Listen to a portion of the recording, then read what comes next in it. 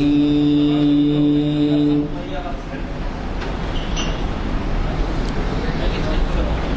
بسم الله الرحمن الرحيم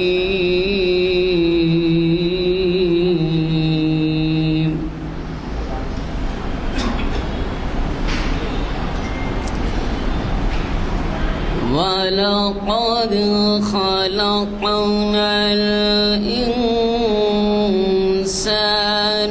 وَنَعْلَمُ مَا توسوس به نفسه ونحن أقرب من حبل الوريد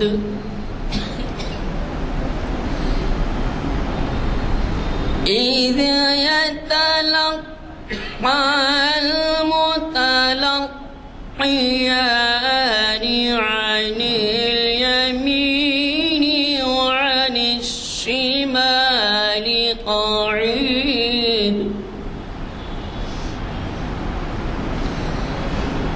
إذ يتلقى المتلقيان عن اليمين وعن الشمال قعيد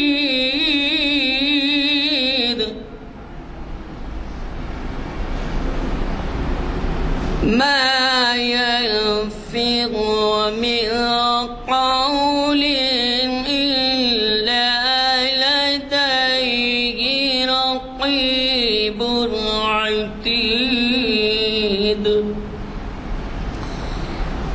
ما يلفظ من قول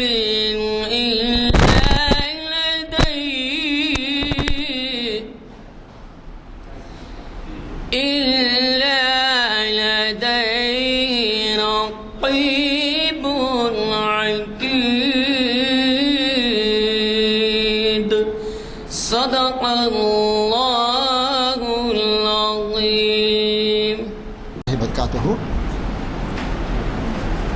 بسم اللہ الرحمن الرحیم الحمد للہ رب العالمین اہدنا الصراط المستقیم صدق اللہ العظیم.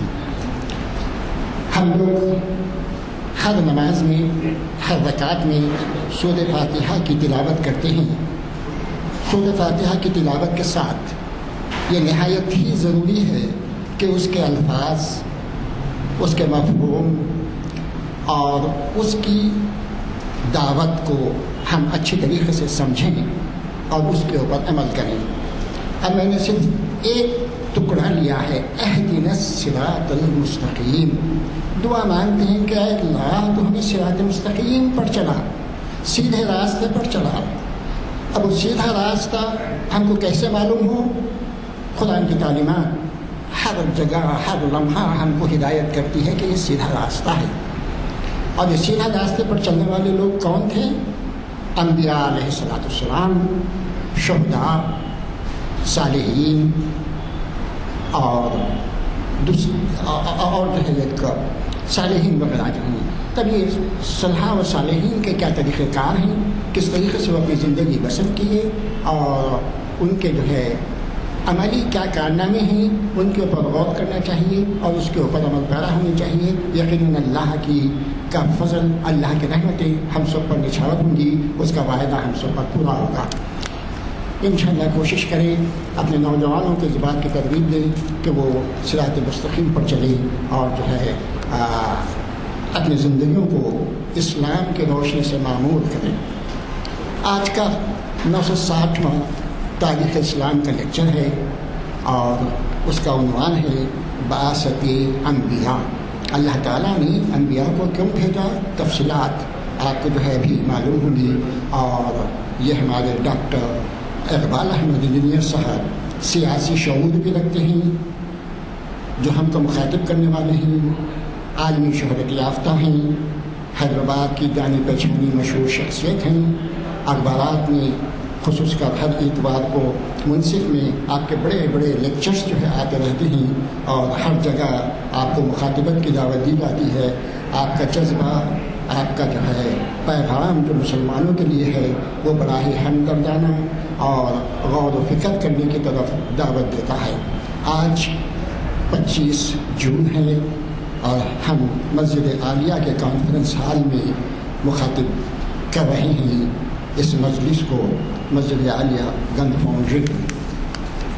میں گزارش کرتا ہوں جناب اقبال احمد انجینئر صاحب سے کہ وہ آئیں اور اپنے موضوع کے اوپر سیر حاصل بات کریں.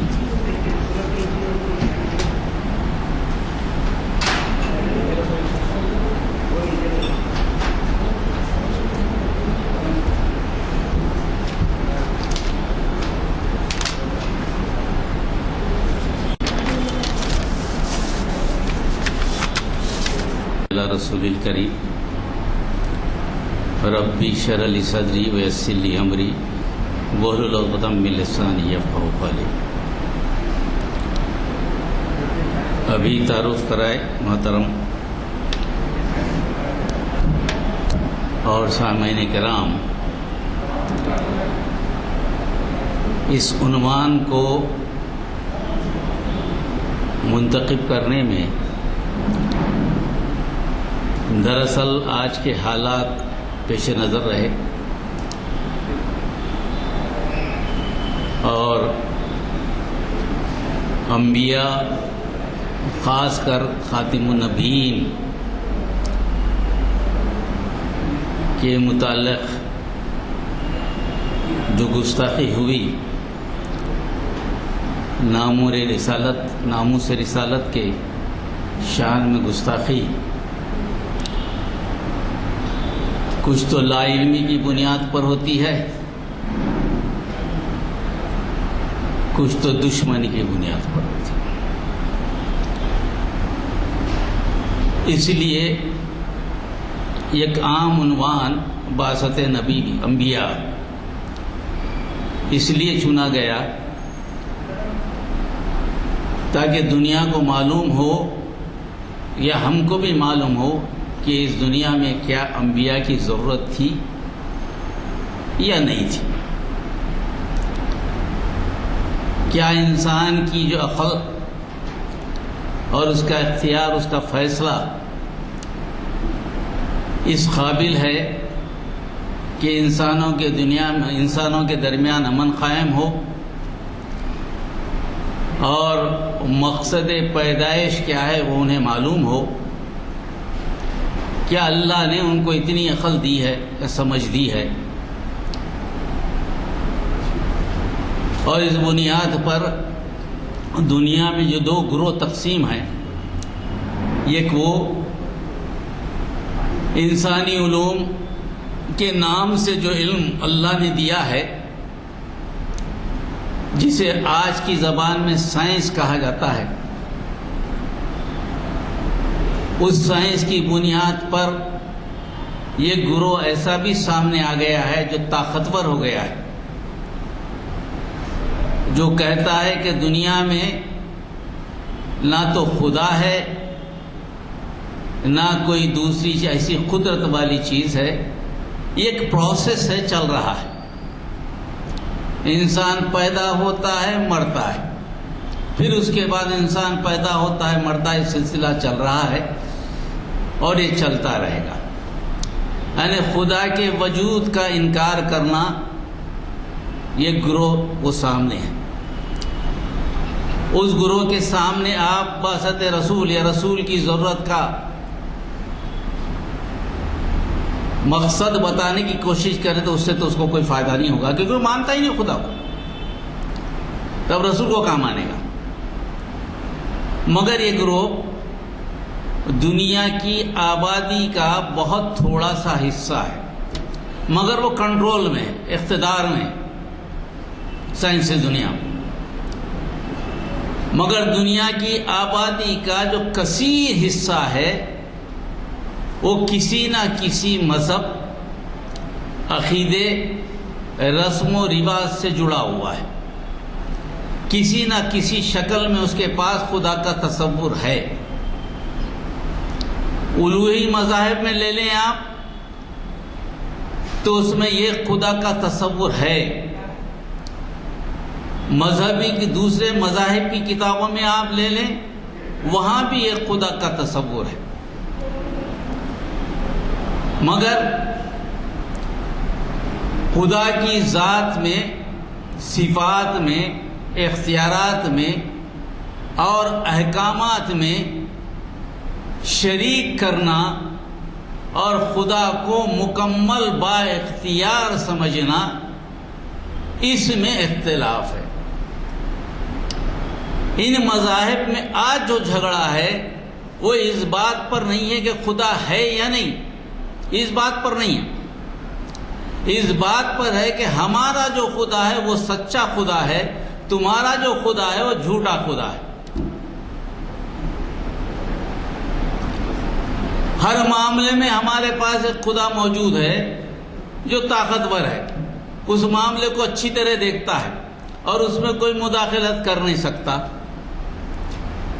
مگر ان کے پاس بھی ایک ایشور کا تصور ہے جو سب سے سب اس خداؤں کو بنایا ہے، ان خداؤں کو پیدا کیا ہے. مگر پیدا کرنے کے بعد جو ذمہ داری ان کو دے دی ہے، جو حق ان کو دے دیا ہے، وہ حق میں مکمل آزاد ہیں. یہ بنانے والا خدا ان حق میں مداخلت نہیں کر سکتا. جس نے بنایا ہے وہ اپنا حق کھو دیا ہے. جھگڑا اس بات کا ہے. اس کو یا تو مذہبی کتابوں سے سمجھے یا سائنس سے سمجھے. اگر دونوں کا مطالعہ کریں آپ، تھوڑی سی بات میں سائنس کی کر دوں تاکہ ہمارے ذہنوں سے یہ نکل جائے کہ سائنس کا انکار میں بھی کوئی وجہ ہے. سائنس اگر یہ کہتی ہے کہ خدا نہیں ہے، خدا کا وجود نہیں ہے، ہر چیز خود بخود پیدا ہو جاتی ہے، تو اس کی کیا دلیل ہے؟ سائنس تو ہمیشہ ریزننگ پہ رہتی ہے نا. جب تک کہ تجربہ نہ کریں اس وقت سائنس کا کوئی قانون نہیں بنتا.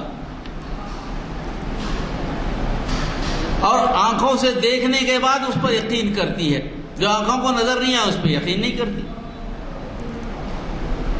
یہ خود بخود پیدا ہونے کا جو فلسفہ ہے، یہ خود بخود مرنے کا جو فلسفہ ہے، یہ فلسفے کی دلیل کیا ہے سائنس کے پاس؟ اگر خود بخود پیدا ہوتا ہے تو کوئی دلیل تو ہونی چاہیے. وہ دلیل آج تک سائنس نہیں دے سکی. اور سائنس کا یہ دعویٰ کہ تخلیق ہوتی رہتی ہے، تو اگر تخلیق ہوتی رہتی ہے، اگر یہ دعویٰ سچ ہے اور تخلیق ہونے والی چیزوں پر تحقیق کرنے کے بعد ان کے اندر کیا کیا چیزیں ہیں معلوم کی جاتی کہ مرکبات کیا ہیں ایک تخلیق میں، وہ سب کا سب جائزہ لیا گیا. پتے میں کیا ہے معلوم، پتھر کیسے بنا معلوم، کیمسٹری معلوم، فزکس معلوم اس کی. انسان کو کیا بنا، انسان کی میڈیکل سائنس ہی بتاتی ہے انسان میں کیا کیا ہے، سب معلوم ہے. کسی سے انکار نہیں. جو چیز بن گئی اس پر تحقیق. مگر سائنس نے آج تک کوئی ایسی چیز خود نہیں بنائی اور اس میں جان ڈال دی ہو. معمولی پتا سائنس نے آج تک نہیں بنایا. پتے کا انالیسس ضرور کرے گی، لیف کیا ہے اس کی انالیسس کرے گی، اپنے لیف بنا نہیں سکے گی. یا سائنس کا یہ دعویٰ کہ خود بخود تخلیق ہوتی ہے وہ جھوٹا ہو جاتا ہے. یعنی یہ بننے میں کوئی نہ کوئی ایسا ہاتھ شامل ہے جو نظر نہیں آ رہا. اس کی ایک مثال ایسی ہے کہ دنیا میں جو بڑا دھماکہ ہوا تھا اس پر تحقیق کرنے والا ایک سائنٹسٹ جو سوئٹزرلینڈ کا ہے، اس نے اپنی تمام تر علوم کو ایک جگہ جمع کر کر دنیا کیسے بنی، دھماکے میں کیا ہوا، اس کو ایک جگہ کر کے معلوم کرنے کی کوشش کی اور اس کے بعد بولا اس کے بعد ہمارے پاس کوئی علم ہی نہیں ہے، اس سے تو معلوم ہو جائے گا۔ یہ یقین کرنے کے بعد جب وہ نتیجے پہ پہنچا تو اس نے اس کا اقرار کیا ہمارے علوم کے باوجود بھی تخلیق کائنات کا راز ہم نہیں پا سکتے، ایسا معلوم ہوتا ہے کوئی ایک انجانی قوت ہے جو اس دنیا کی تخلیق کی ہے۔ یعنی دنیا کا سب سے بڑا ایتھسٹ، خدا کا انکار کرنے والا، آج بھی وہ انٹرنیٹ پہ موجود ہے، اگر آپ چاہیں تو جا کر دیکھ سکتے ہیں۔ اس نے مان لیا کوئی انجانی قوت ہے جو ہمیں نظر نہیں آتی، وہ جو ہے نظام کو چلا رہی ہے۔ آج اتنی ترقی کے بعد سائنس نے یہ اعتراف کر لیا، تو اس سائنس کے پہلو سے یہ کہنا کہ خدا نہیں ہے یہ بات سمجھ میں نہیں آتی۔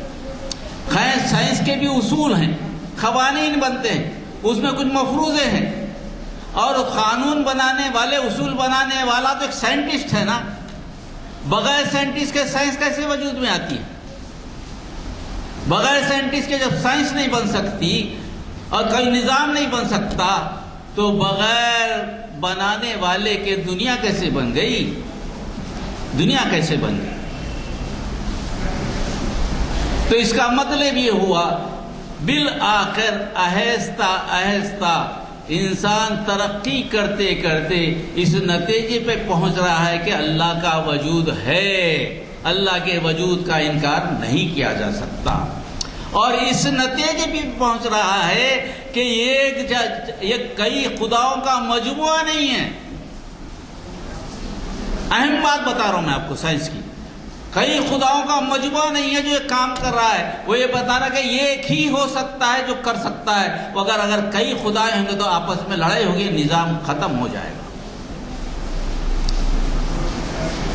قرآن نے جو کہا ان قریب ہم ایسی روشنیاں ان کے سامنے لائیں گے کہ اللہ کی کتاب، رسول کی موجودگی، اللہ کے وجود کا انکار کرنا ان کے لیے مشکل ہو جائے گا۔ یہ بات آگے سمجھ۔ اب دوسری بات مذاہب کی طرف لے لیں۔ سارے دنیا میں مذاہب اگر مذہب ہونے کا دعویٰ کرتے ہیں تو ان میں 3 چیزوں کا ہونا ضروری ہے۔ کوئی بھی کتاب لے لیں مذہب کی، الوہی مذہب میں آپ بائبل، تورات، زبور، قرآن، یہ تو ہے ہمارے طرح، اس پہ ثابت کرنا آسان ہے۔ ہندو مذہب کی بھی کتابیں لے لیں، زرتشت کی لے لیں، کوئی مذہب کی لے لیں، یہاں تک کہ آج کی تحقیق میں بدھ مذہب، مہاویر، اس کی بھی لے لیں مثالیں، اس میں اس بات کا ثبوت ملے گا کہ یہ خدا ہے۔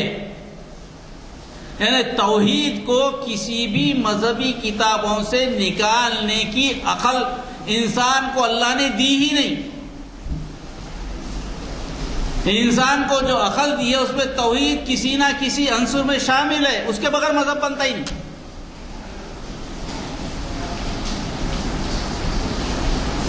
اس کے بعد آپ دیکھیں گے تو انسانی زندگی کے لیے ایک قانون کی ضرورت ہے، کیونکہ نظام جو چلتا ہے قانون سے چلتا ہے، تو انسانی زندگی کے لیے بھی ایک نظام کی ضرورت ہے۔ اس نظام کو لانے والے ہر مذہب میں کوئی نہ کوئی رہے گا، کوئی نہ کوئی آدمی رہے گا جو اس کا موجود رہے گا یا لائے گا، اس کو بنائے گا، لوگوں کو متعارف کرائے گا، بتائے گا کہ اس مذہب پہ چلو تمہارا فائدہ ہے۔ اس سے کوئی انکار نہیں کرتا۔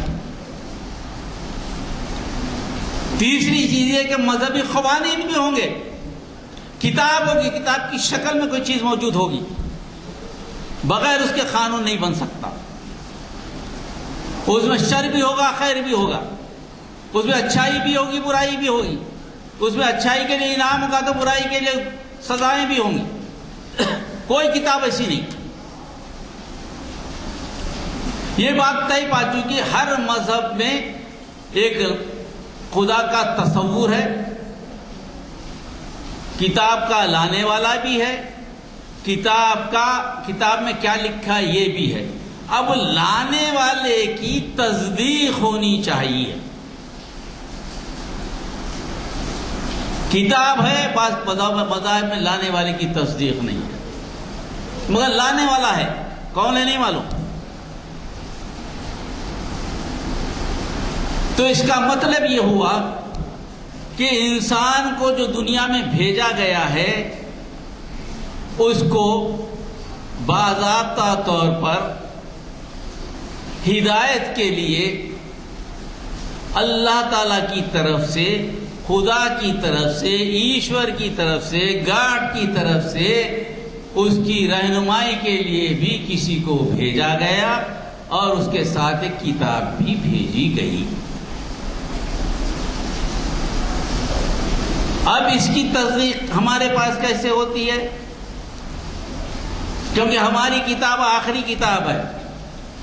میں اس کی بات بعد میں کروں گا کہ آخری کتاب ہے، یہی جا کے تو تصدیق کرے گی نا سب کو. مصدقا لما معہم، اس کی تصدیق کری، اس کی تصدیق کے علاوہ کوئی دوسری تصدیق کو ہے ہی نہیں. آدم سے لے کر نبی کریم صلی اللہ علیہ وسلم تک جتنے انبیاء آئے ان کی ضرورت اس قوم کو تھی. آج بھی تاریخ بتاتی ہے، کوئی تاریخ اس سے ہٹ کر نہیں ہے. کسی کی بھی تاریخ ہو، قوم نوح کا تذکرہ ملے گا جسے منو بولیں گے، ہم بولیں گے وہاں پیدا، یہ لوگ بولیں گے کہ بھائی گڑگاؤں میں پیدا ہوئے ہندوستان میں. اور جہاں سے عذاب آیا، جہاں سے طغیانی آئی تنور، وہ بھی کیرلا میں موجود ہے نام سے. اب منو بولو نو بولو یہ کی بات ہے، کیونکہ ان کی تاریخ بھی ایک طوفان سے ملتی ہے. ایک بڑا طوفان آیا تھا دنیا میں، اس سے ملتی ہے. آدم کا مسئلہ ہے، آدم کو اب آدم بولو، ایڈم بولو، آدی منش بولو، نام تو بدلو مگر نام تو آدمی تو ایک ہی ہے. وہی دنیا میں قدم رکھے. وہ دنیا کون سی ہے؟ تاریخ سے ثابت ہے کہ وہ ہندوستان میں آئے تھے. ہندوستان میں آئے تھے، یعنی ہندوستان وہ پہلا ملک ہے یا پہلی زمین ہے جس پر انسان نے قدم رکھا. اور آدی منش آدم اور ایڈم کا جو مذہب تھا، وہ مذہب کا 50 دفعہ انکار کرو مگر وہ تھا تو مذہب اسلامی. سرنڈر. جس دنیا میں ہم بستے ہیں، جس ملک میں ہم بستے ہیں، اس ملک سے انسانی تہذیب شروع ہوئی. اس ملک سے، اور اس کا مذہب تھا اسلام. منو کے پاس جائیں گے تو منو کا مذہب بھی اسلام. اب بعد میں بگڑ گئی دوسری شکلیں، اسلام سے شکلیں بگڑ گئے، کئی مذاہب بن گئے، تو بنیاد تو اسلامی ہے، اس میں سرنڈر ہے. اس سے انکار تو کر نہیں سکتے، تاریخ ہے، انسان کوئی بھی انکار نہیں کر سکتا. اسی بات کو قرآن مجید نے آدم علیہ السلام اور شیطان کا جو معاملہ رہا، جنت میں رکھنے کی جو بات رہی، اس کے تفسیرے میں جب دنیا میں بھیجا گیا، تفصیل میں نہیں جاتا کیونکہ موضوع الگ ہے، رہ جاتا، تو آیت جو اتری کیا تھی؟ قُلْ نَهْبِطُ مِنْهَا جَمِيعًا. ہم نے ان سب سے کہا فَإِمَّا يَأْتِيَنَّكُم مِّنِّي هُدًى فَمَن تَبِعَ هُدَايَ فَلَا خَوْفٌ عَلَيْهِمْ وَلَا هُمْ يَحْزَنُونَ وَالَّذِينَ كَفَرُوا وَكَذَّبُوا بِآيَاتِنَا أُولَٰئِكَ أَصْحَابُ النَّارِ هُمْ فِيهَا خَالِدُونَ. دنیا میں آدم کو بھیجا گیا، آدم کے ساتھ شیطان بھی ہے. شیطان نے وعدہ کیا کہ میں انسان کو آگے سے، پیچھے سے، دائیں سے، بائیں سے، ہر طرف سے پریشان کروں گا. یا اللہ تعالیٰ تو انسان کو مجھ پر فوقیت دیا ہے، اس لیے میں اس کو ہمیشہ گمراہ کر کے رکھوں گا. اللہ نے کہا جا، تیرے کو پورا موقع ہے، مگر میرے نیک بندوں کو تو گمراہ نہیں کر سکتا. کسی کو ہاتھ پکڑ کے گناہ نہیں کرتا. لیس علیہم من سلطان، تیرے کو کوئی اختیار نہیں ہے کہ میرے بندے کو گمراہ کرے. ہاں تیرے لیے راستہ کھلا ہے، وسوسے ڈالنا ہے تو ڈال دے. اللہ سے جب انہیں مقابلے پہ تیار ہوا تو شیطان کو علم دینے والا بھی اللہ ہی ہے. اللہ سے زیادہ علم تو شیطان رکھ نہیں سکتا. تو اللہ نے کہا کہ میری اچھی مخلوق آدم کی جو نسل آئے گی اس کو میں خلیفہ بنا کر بھیج رہا ہوں، با اختیار بنا رہا ہوں، جیسے تجھے با اختیار بنایا تھا۔ جب با اختیار بناؤ، اس کو عقل دی، اس کو فیصلہ اختیار دیا ہے، اس کے درمیان آزمائش رکھا ہوں اس کو کہ یہ ایک طرف تیرا راستہ ہے، ایک طرف میرا راستہ ہے۔ اب وہ کس کو چنے گا؟ جس کو چنے گا اس میں کامیابی ہوگی۔ اگر تیرا چنا گا تو تیرے ساتھ جہنم میں جائے گا، اگر میرے راستے کو چلے گا تو میرے راستے پہ کیا ملے گا؟ تو اس کو انعام ملے گا۔ جیسے ابھی مولانا نے پڑھا اہدنا الصراط المستقیم، جو ہم کرتے ہیں، ہم کو سیدھا راستہ دے۔ کیوں؟ اس کا مطلب جب صراط مستقیم آپ بولتے ہیں تو آپ کے ذہن میں یہ بات ہوتی ہے کہ ایک ایسا راستہ بھی ہے صراط مستقیم نہیں ہے، اسی لیے تو صراط مستقیم کی بات کرتے ہیں نا۔ اہدنا الصراط المستقیم جب بولتے ہیں تب اللہ ہم کو سیدھے راستے پہ چلا۔ دوسرے معنوں میں یہ بات کرتے ہیں آپ کہ اللہ ایک ٹیڑھا راستہ بھی ہے، اس سے بچا۔ یہی بات ہو رہی نا، اس کی بات ہو رہی ہے نا۔ وہ ٹیڑھا راستہ کیا ہے؟ آگے چل کے بولتے ہیں آپ صراط الذین انعمت علیہم، جس کی آپ نے بات کی، نبی، صدیقین، شہداء و صالحین، ان کا راستہ چلا جن پہ انعام ہوا، ان کا راستہ نہیں جن پر تو نے غضب کیا اور گمراہ ہوئے۔ یہ بات آ گئی۔ اب اس کے لیے جو آیت میں نے پڑھی، اللہ نے کہا کہ اے میرے بنی آدم، اے میرے لوگ، جس کو بعد میں مومنین سے مخاطب کیا، مسلمین سے مخاطب کیا، ان کو بولا کہ میں تمہیں پیدا کر کر شیطان کے سامنے ایسی نہیں چھوڑ دوں گا کہ اس کو آزادی ملے، آپ کو بھٹکا دے۔ نہیں، میں تمہاری آزمائش کے لیے میری کتاب، میرے انبیاء کو بھیجوں گا جب جب ضرورت ہوگی۔ اسی لیے بعثت انبیاء کی ضرورت ہے۔ کیسے؟ نوح علیہ السلام آئے تو پہلا شرک ہوا، پہلا شرک، شیطان کی پہلا بہکاوا، اللہ کی ذات، صفات، اختیارات، احکامات میں کسی کو شریک کرنا۔ پہلا شرک نوح علیہ السلام، نوح صلی اللہ علیہ وسلم بھیجے گئے۔ معلوم ہوا کہ شیطان کے بہکانے کا کیا طریقہ ہوتا ہے، اللہ تعالیٰ نے اس کو دور کرنے کے نوح علیہ السلام کو بھیجا۔ نوح علیہ السلام کا قصہ آپ کو معلوم ہے۔ اس کے بعد قوم عاد جب طاقت پر، خود پر گھمنڈ کرنے لگے کہ ہم کو اللہ تعالیٰ نے اجدا ہے، اللہ کا وجود ہی نہیں ہے، ہمارے آبا و اجداد کی طرف سے ہم کو یہ طاقت ملی، ہم کر رہے، یعنی خود کی عقل پر، خود کے وسائل پر بھروسہ کرنا۔ سورہ مدثر کا آپ پڑھیں، جس میں اللہ تعالیٰ نے کہا کہ اس سے پوچھو تو صحیح، یہ پیدا ہوا تو کیا تھا؟ ماں کے پیٹ سے جب باہر آیا تو اس کے پاس تو کچھ بھی نہیں تھا، ہاتھ پیر آنکھ جو وہ بھی ہم نے دیے تھے۔ اس کے بعد نوازا کون؟ اس کو اچھا بنایا، پڑھایا، لکھایا، اس کو دولت دی، پھیلی ہوئی دولت دی۔ دولت بھی ایسی نہیں کہیں باغ ہے تو کہیں جو گھر ہے، کہیں تو وسائل و ذرائع ہیں، دنیا میں پھیلا ہوا ہے ہر طرف۔ ہم نے اس کو طاقت دی، ہم نے شجاعت دی، اس کے نام کو شہرت دی، وہ تو ہم نے دی نا، اس کے پاس کیا تھا؟ ہونا یہ چاہیے تھا کہ جب ہم نے اس کو تو نوازا تو ہمارے سامنے جھک جاتا۔ یہ تو فخر کرنے لگا کہ سب میرا ہے اختیار۔ ذرا اس سے پوچھو جب جائے گا تو کیا لے کے جائے گا؟ جیسا آیا تھا ویسے جائے گا نا، لے کے کیا جائے گا؟ یہ سب لے کے جائے گا؟ اکیلا آیا تھا، اکیلے جائے گا، اس کے ساتھ سامان نہیں جائے گا۔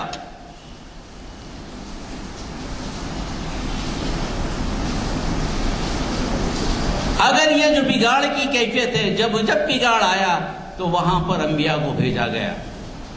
قوم عاد، ہود علیہ السلام کو بھیج کر وہاں سمجھا گیا کہ شیطان کا بہکاوا ہے، یہ شیطان کا بہکاوا ہے، اسی لیے ہود علیہ السلام کو بھیجا گیا کہ اپنی قوم کو سمجھاؤ۔ اس کے بعد نہیں سمجھی، چند لوگوں کو لے کے ہٹ گئے، قوم تباہ کر دی گئی۔ قوم سمود آئی، صالح علیہ السلام آئے. یہ پہلی قوم ہے جس نے معجزہ مانگا ثبوت کے لیے. اللہ وجود، اللہ کا وجود ہے، بتاؤ معجزہ بتاؤ. اونٹنی کا معجزہ آپ کے سامنے. اللہ تعالیٰ نے یہاں تک کہ معجزہ بھی بتا دیا، کم از کم سمجھ جاؤ.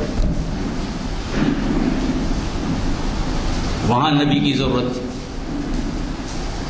لوط علیہ السلام اخلاق و کردار خراب ہو گئے. جس مقصد سے بھیجا گیا وہ مقصد تھا نسل میں اضافہ کرتے، یہ اخلاق و کردار بڑھ گئے تو لوط علیہ السلام کو بھیجا کہ غلط کر رہی. معاملات میں غلطی ہوئی،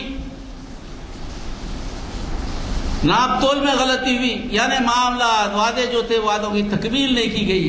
یہ سمجھے کہ میں ان کو کوئی دیکھنے والا نہیں ہے. شعیب علیہ السلام کو بھیجا گیا.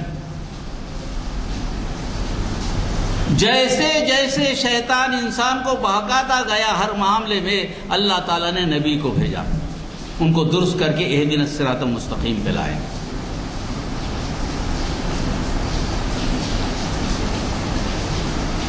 اب آخری وقت شیطان نے انسان کو بہکانے کے لیے جو عمل کیا، خالق کو مخلوق بنا دیا،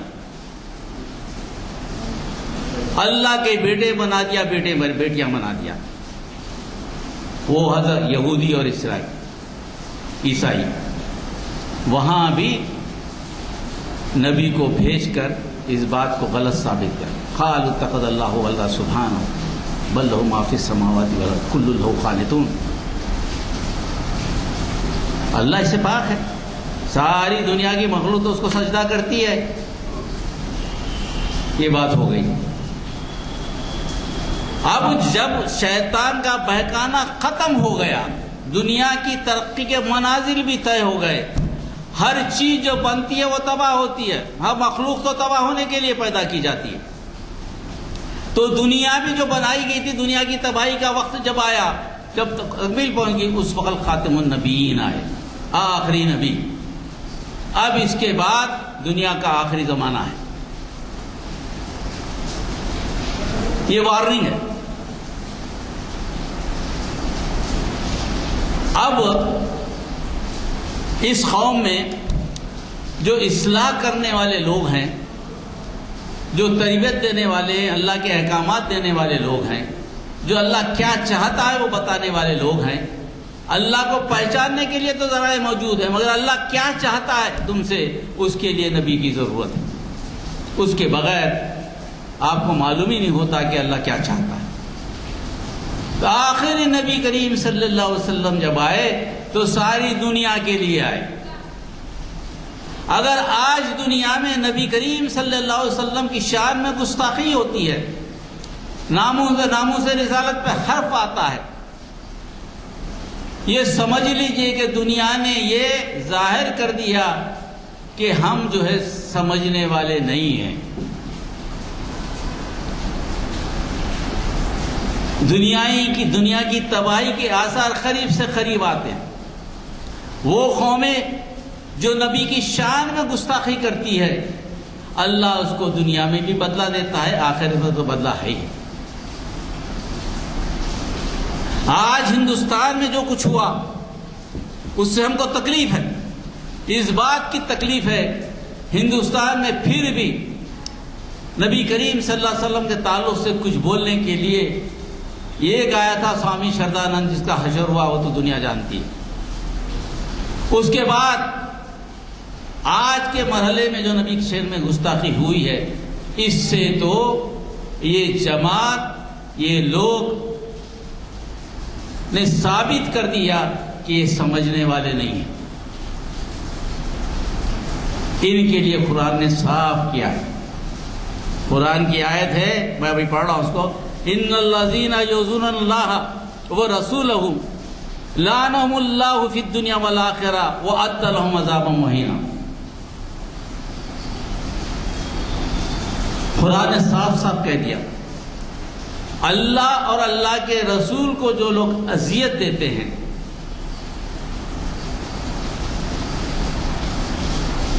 تو ان پر اللہ کی لعنت ہے دنیا اور آخرت میں.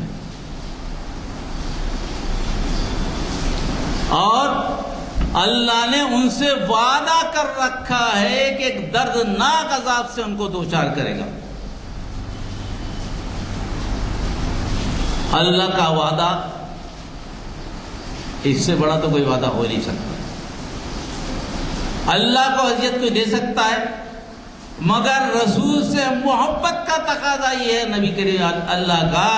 اللہ نے کہا کہ میرے بندے کو بھی اذیت ملی تو دراصل مجھے اذیت ملتی،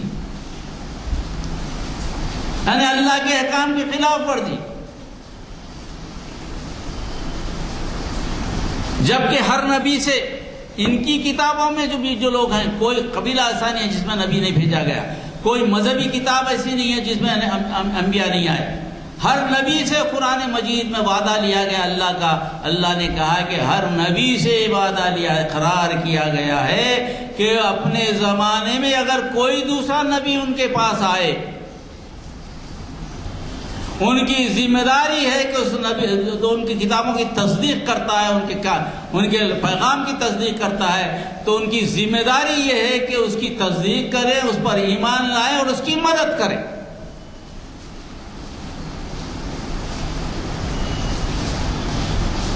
اسی لیے کتاب پر الذین آتیناہم الکتاب یعرفونہ کما یعرفون ابناءہم وإن فریقا منہم لیکتمون الحق وہم یعلمون. کوئی مذہبی کتاب ایسی نہیں ملے گی جس میں نبی کریم صلی اللہ علیہ وسلم کا تذکرہ نہیں. ہر کتاب میں یہ کہا گیا کہ اگر تمہارے زمانے میں نبی کریم صلی اللہ علیہ وسلم آئے تو تم اپنی پیغام کو چھوڑ کر ان کی اطاعت کر رہا ہے، ان پر ایمان لانا ہے، اور کوئی طریقہ نہیں ہے تمہارے بچنے کا.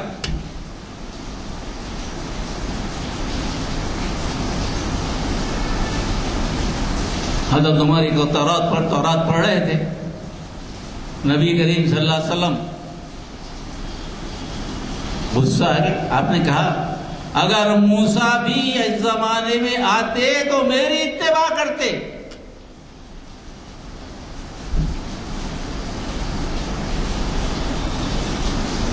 جب نبی آ جائے، نبی کریم صلی اللہ علیہ وسلم، ساری کتابیں منسوخ، ساری تہذیبیں منسوخ، سارے عقائد منسوخ، سوائے آپ کے عقیدے کا کوئی عقیدہ چلے گا نہیں. چونکہ نبی کریم صلی اللہ علیہ وسلم ایسی ذات مبارک ہے جس کی حفاظت اللہ تعالیٰ کرتا ہے. ان کے مقام و مرتبے کو کہا گیا ان اللہ و ملائکتہ یصلون علی النبی یا ایھا الذین آمنوا صلوا علیہ وسلموا تسلیما. ایسی کوئی آیت کسی کتاب میں بتائیے. بے شک اللہ کے فرشتے رسول پر سلامتی بھیجتے ہیں، یعنی عالم آسمانی عالم میں، ایسا عالم جہاں فرشتے ہیں، وہاں کوئی دن ایسا نہیں گزرتا جب نبی کریم صلی اللہ علیہ وسلم کی تعریف و توصیف پہ بات نہیں ہوتی.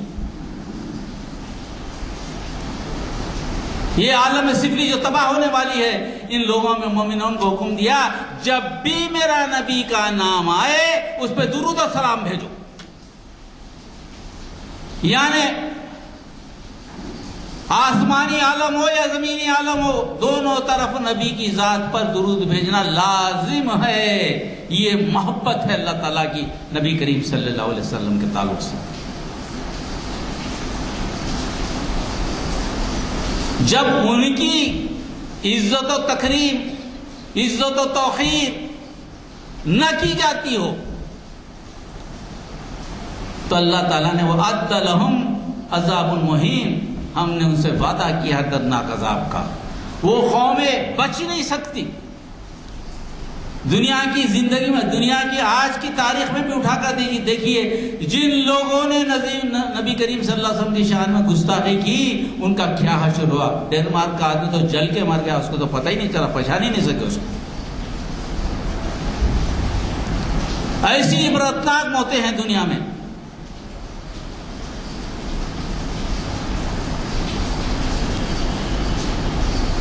ان کو اپنی زندگی میں ایک موقع ہے، مہلت زندگی میں. اللہ تعالیٰ جو ہے فوری بدلہ نہیں لیتا، موقع دیتا ہے. اگر نہیں کریں گے، پلٹیں گے نہیں، توبہ نہیں کریں گے، یقین جانیے ان کا ایسا عبرتناک انجام ہوگا جس کا تصور بھی ہم نہیں کر سکتے.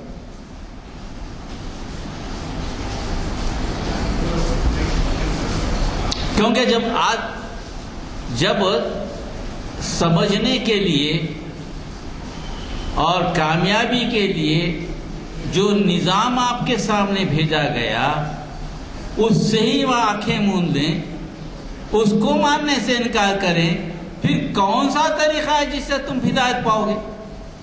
کوئی طریقہ بچا ہی نہیں۔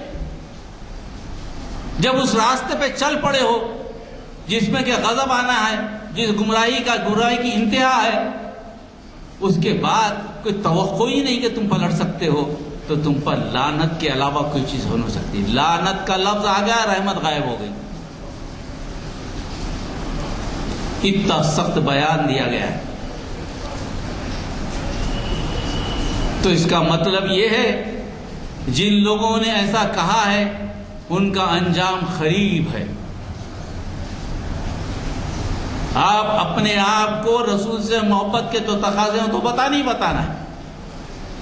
رسول سے محبت لا الہ الا اللہ محمد رسول اللہ کے ساتھ ہی تو آپ کے دل میں آ جاتی، اس کو تو برداشت ہی نہیں کر سکتے آپ۔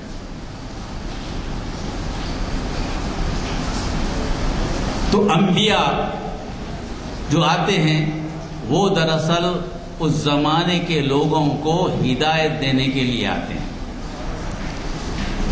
اور نبی کریم صلی اللہ علیہ وسلم کے تعلق سے کہا وَمَا أَرْسَلْنَاكَ إِلَّا رَحْمَةً لِلْعَالَمِينَ، ہم نے آپ کو دنیا پر یعنی جتنے زمانے آئیں گے قیامت تک ان تمام زمانوں کے لیے ہم نے آپ کو رحمت بنا کر بھیجا ہے۔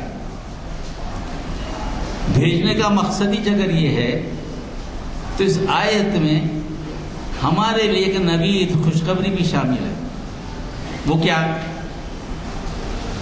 جب اللہ نے کہا کہ سارے زمانے میں رحمت بنا کر آپ کو بھیجا گیا ہے تو اس کے مطلب یہ کہ اللہ نے جو کہا وہ بات پوری ہونے والی ہے۔ دنیا میں کوئی گھر ایسا نہیں ہوگا جہاں اسلام نہیں پہنچے گا اور اسلام قبول نہیں کیا جائے گا۔ ساری دنیا مسلمان ہوگی تبھی جا کے وَمَا أَرْسَلْنَاكَ إِلَّا رَحْمَةً لِلْعَالَمِينَ کی تصدیق ہوگی۔ خالی مسلمانوں کے لیے رحمت للعالمین نہیں ہے، رحمت بن کر نہیں آئے آپ، ساری دنیا کے لیے آئے ہیں، تو ساری دنیا کا مسلمان ہونا طے ہے۔ دنیا چاہے کچھ کر لے، اللہ کے اختیار سے تو کوئی چیز باہر نہیں۔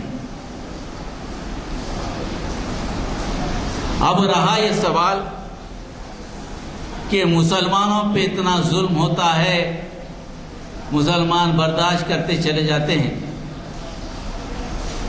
تو اللہ مدد کو کیوں نہیں آتا؟ ہماری دعائیں کیوں قبول نہیں ہوتی؟ اور سب سے بڑا ظلم ہم پر، نبی کی ناموس رسالت پر کچھ بولے تو اس سے زیادہ تو تکلیف نہیں ہے ہم، اور کوئی تکلیف ہو ہی نہیں سکتی۔ ہم کو مارے پیٹے عصمت اور کچھ بھی کرے، لوٹ لے، گھراں گرا دے، بلڈوزر چلا دے، کچھ بھی چلا دے، یہ سب ہمارے لیے برداشت کے قابل ہے، مگر رسول کی ذات کے تعلق سے ایک لفظ بھی بولا گیا وہ مسلمانوں کے لیے ناقابل برداشت ہے۔ ہم اس کو برداشت کہیں سے اس سے زیادہ بڑی تکلیف تو ہو ہی نہیں سکتی، سب کھاتا ہی نہیں ہو سکتا۔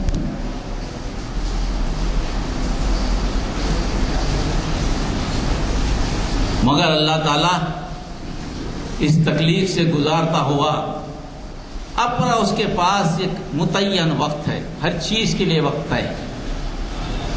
مسلمانوں کے لیے جو آیت دی گئی ہے اسی میں، اس میں بھی پڑھ لیجئے وَالَّذِينَ يُؤْذُونَ الْمُؤْمِنِينَ وَالْمُؤْمِنَاتِ بِغَيْرِ مَا اكْتَسَبُوا فَقَدِ تَحَمَّلُوا بُهْتَانًا وَإِثْمًا مُبِينًا، یا رسول کے تعلق سے الگ آیت ہے، مسلمانوں کے تعلق سے الگ۔ جو لوگ مومن اور مومنات کو اذیت دیتے ہیں بغیر اس کے کہ کسی جرم ان سے سرزد ہو، وہ دراصل اپنے آپ پر بہتان اور کیا ہے بہتان اٹھاتے ہیں اور ان کے لیے بڑا گناہ اپنے سر پر لے لیتے ہیں۔ رسول کے تعلق سے کوئی بیان آیا تو اللہ تعالیٰ نے کہا دنیا اور آخرت دونوں میں بدلہ لے لوں گا، دنیا میں بھی سزا دوں گا، اس میں مسلمانوں پہ ایسا ہوا تو مسلمانوں میں کوئی معصوم ہوتا ہے، کوئی گنہگار بھی ہوتا ہے، کوئی ایسا بھی ہوتا ہے، کوئی غلط کام کرنے والے بھی ہوتا ہے. اللہ تعالیٰ نے کہا کہ ٹھیک ہے ایسے ہوتے ہیں، مگر ان کو دنیائی قانونی سزا تو ملے گی، توبہ کرا تو میں معاف کر دوں گا. ان کے تعلق سے اللہ کا رویہ الگ ہے، رسول کے تعلق سے رویہ الگ ہے. مگر بغیر کسی جرم کے ظلم کرتے چلے جانا مومنوں پر، مومنات پر، یہ اس مومن کی آزمائش ہے. اس سے وہ ثابت کرتا ہے کہ میں ایمان پر قائم ہوں. عمل چاہے کچھ ہو، گنہگار ہو سکتا ہے مسلمان سے بھول ہو سکتی ہے، مسلمان نمازیں نہیں پڑھ سکتا ہے، نمازیں گناہ کر سکتا ہے، گناہ کبیرہ بھی کر سکتا ہے، مگر اگر وہ مومن ہے، ایمان رکھنے والا ہے، توبہ پر اس کی بخشش ہو جائے گی. مگر دنیا کے مراحل، اس مراحل سے گزرے گا ضرور. ہم جو سوچتے ہیں کہ ہم کتنے ہیں، ہم خود غور کریں. اتنی بڑی تکلیف آپ کو پہنچی ہے تو اس کا مطلب یہ ہے کہ ایک تو خوشخبری ہے کہ یہ تباہ ہونے والے ہیں، دوسری خوشخبری یہ ہے کہ ہم ذرا سمجھ تو جائے بھائی، اللہ تعالیٰ کیا کرا ہے آپ کو سمجھ جائے بھائی. تباہی کا مسئلہ ہے تو ہم اپنے آپ کو درست کر لیں، ہم ان گناہوں سے، ان چیزوں سے جو بچ جائیں جو ایک مومن کا خاصہ ہے.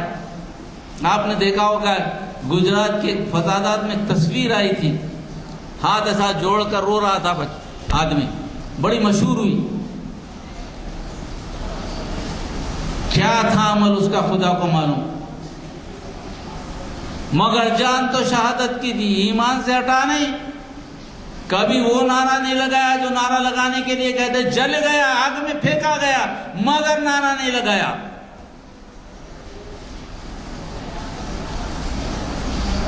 یہ ہے ایمان کی کسوٹی. ایک بچہ اسلام زندہ باد کا نعرہ لگا، اس کو دیکھ کر گولی ماری گئی، سر پر گولی ماری گئی. کیا عمر بچے. اس ملک میں تو کوئی کسی بھی مذہب کو زندہ باد بولا جا سکتا ہے، سب کو اجازت ہے. اسلام زندہ باد بولو، وہ زندہ باد بولو، یہ زندہ باد بولو، کچھ بھی زندہ باد بولو، اس کی اجازت تو ہے. وہ کا ایسا کلمہ نہیں ہے جس پہ کہ لوگوں کو مار دیا جائے.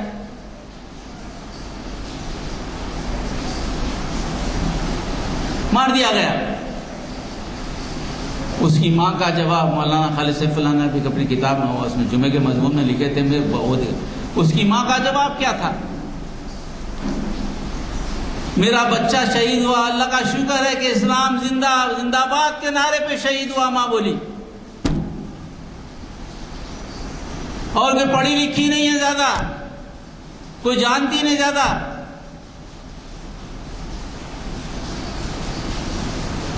اور نبی کریم صلی اللہ علیہ وسلم کے زمانے میں جو عورتیں تھیں، جو صحابیہ تھیں، جنہوں نے اپنے بیٹوں کی شہادت پر، اپنے شوہر کی شہادت پر بھی کفر نہیں کہا. پوچھا کہ نبی تو نبی تو ٹھیک ہے نا. جب نبی کریم صلی اللہ علیہ وسلم واپس آئے تو وہ صحابیہ ڈھونڈتی پھری کہ میں نے نبی کو بتاؤ. جب پہنچا دیا گیا تو آپ نبی کا دامن پکڑ کر کہا کہ آپ ہیں بقد حیات ہے تو میرے لیے کوئی نقصان نہیں ہے. ان کی مثال تو کیا دینا. ان کی اشیر بھی اگر لے لیں، وہ عورت بھی کیا اس سنت کو نہیں دہرا رہی تھی. میرا بیٹا اسلام زندہ ہے بولتے ہوئے میرا شہید ہوا، مجھے اس پہ فخر ہے. وہ عورت بھی نہیں. جب ایسے لوگ ہمارے درمیان ہیں، کوئی مایوسی کی بھی کوئی وجہ ہے؟ میں نہیں سمجھتا کوئی وجہ. ہم جم جائیں گے، ہم کھڑے رہیں گے دوبارہ انشاءاللہ. اس کو نقصان ہونے والا نہیں ہے. ہماری حفاظت کی ذمہ داری تو اللہ نے، نحن نزلنا الذکر انا لہ لحافظون. ہم نے اس قرآن کو نازل کیا، اس ذمہ داری تو ہمیں. قرآن کیا ہے؟ قرآن تو وہ ہے جو ہمارے عمل سے ظاہر ہوتا ہے. قرآن کیا ہے؟ نبی کا کردار ہے نا.